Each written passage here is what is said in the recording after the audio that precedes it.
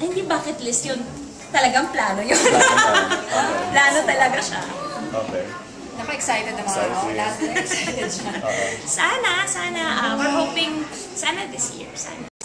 Diba? So, daily na kami mapapanood from Mondays to Fridays at 5 p.m. Hindi. Supposedly, next year pa kami babalik.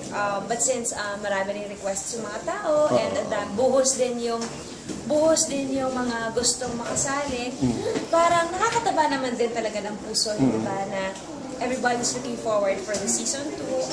Kaya ito na kami uli. Papanood yun na kami. Title na Queen of Game Shows. Aray ko po! Kasi araw-araw na eh, diba? Hindi naman. Nagkataon lang talaga.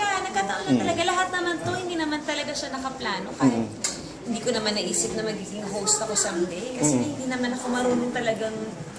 ako marunong mag-host. Bawat tapa ko sa stage ng bet, yung kabog ng puso ko parang tatalon sa kabilang studio. Yung ganun ako hanggang ngayon.